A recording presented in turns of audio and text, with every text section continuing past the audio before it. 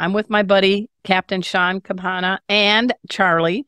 Now, Charlie, I understand, was a racer, how many, like 55 races? 55 races in 2 years. Yep. And something happened to Charlie. What happened to Charlie? Yeah. So he was a fast boy. And like many of the dogs, they would crash into each other. So his last race, he crashed into another racing dog. He broke his leg, slit his neck, and that was pretty much the end of his racing career. He broke his leg? Yes, he has a metal rod in his back leg. Oh my gosh. It's pretty common in injury when you work at the rescue. Most of them do. My other greyhound has a rod in his back leg too. So yeah, so that retired him from racing, and Charlie was one of the lucky ones. He did get to go to one of the rescues, and they put him back together. And a year later was when Michelle went to get him, and he became mine, all mine.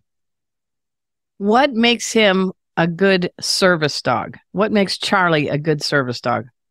First of all, he has the qualities of a greyhound. He's very docile. He doesn't bark, very calm, laid back, but he is an empath.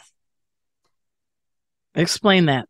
So he just seems to know when I'm not okay. And he also has learned to smell my anxiety. So when we produce or change emotions, we humans produce pheromones. Right. And they can smell those pheromones. And since they can smell in degrees, since I would have anxiety attacks so bad, I would automatically faint without doing the struggle to breathe first. Wow. And he would know. And what he would do is he would come, stick his muzzle in my belly and prevent the anxiety attack from happening. If I was standing up, he would do the same thing. He's a big boy, so unlike other service dogs, it's hard for him to jump in my lap without knocking me over. So we train him to come face into me and put his muzzle right into my belly. There's a pressure point there, which they say stimulates the feeling of being in the womb. Now, we have to give him a big O for oxytocin. What does that mean? And tell us how service dogs like Charlie are unleashing oxytocin. Yeah. So when they do one of two things, a gaze, which is a really intense look into the person's eyes, or when we do something called friendly petting, getting our fingertips into their skin, our bodies naturally release oxytocin, which in turn favorably modulates all our stress hormones, other chemicals as well. Dopamine is released and oxytocin, and it's mutual. So they have the same change in their body also. So the effect works both ways. Now, I've been told, I'm no scientist, but I always call dopamine the happy hormone, and I call oxytocin the cuddle hormone. Would you agree? Absolutely. Absolutely. Yeah. And dogs do attach like children. We know that now. And oxytocin is the hormone that, the mom secretes with her baby for attachment.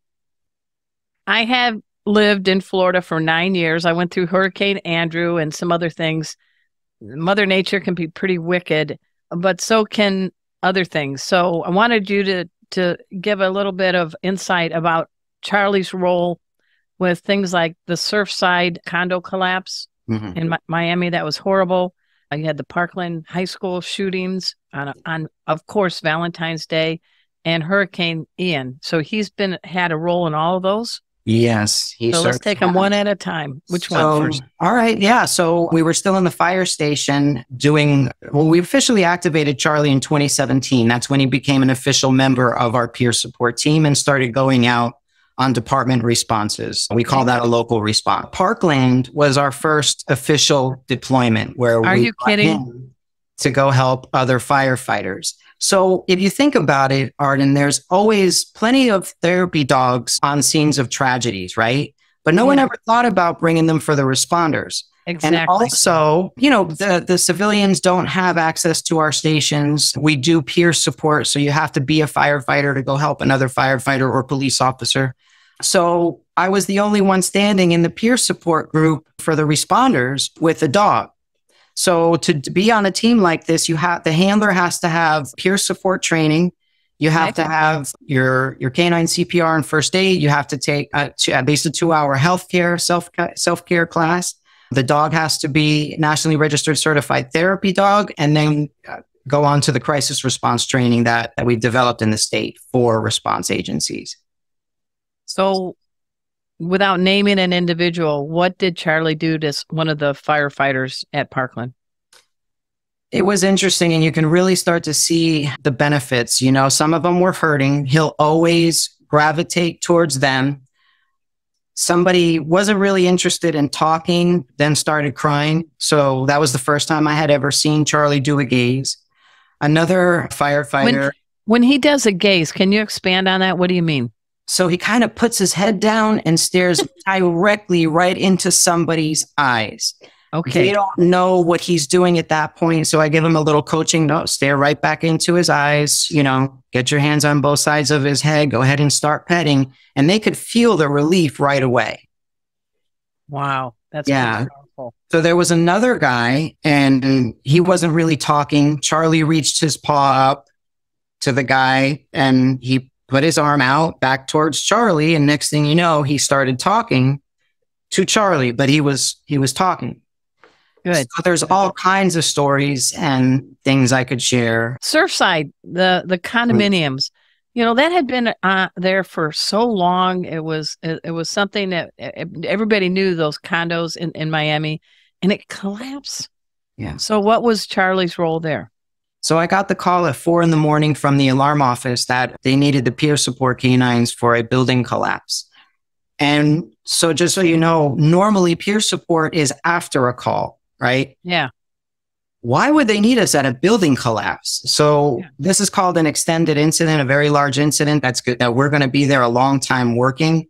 So I turned on the news and sure enough, there were the fire engines on Collins Avenue. So I grabbed his go pack, grabbed a cup of coffee, a couple uniforms for myself and headed down to Surfside. The peers, the human peers were assigned 12-hour shifts. And what they did is as the crews came off the pile, anybody needed to talk, take a break, get them some food, you know, peer support, and give them a chance to talk about what they just saw. I'm not going to talk about what. No, I'm not asking you. Okay. No. Another role that we had was in the Family Reunification Center. Okay. So it started off 2 dogs, 6-hour shifts and 6-hour shifts, and we had intense heat.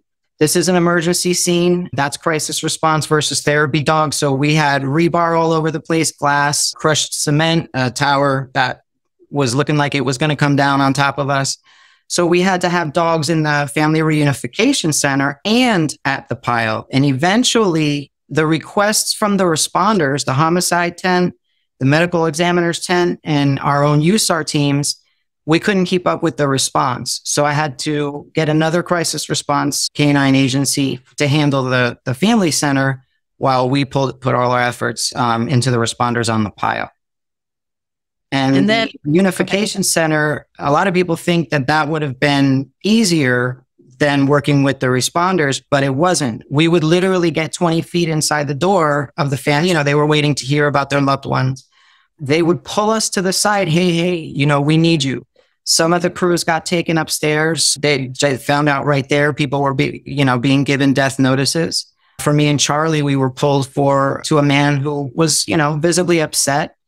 This man grabbed Charlie on both sides of his neck and said, Charlie, go tell those other dogs to find my wife, and collapsed right on top of Charlie.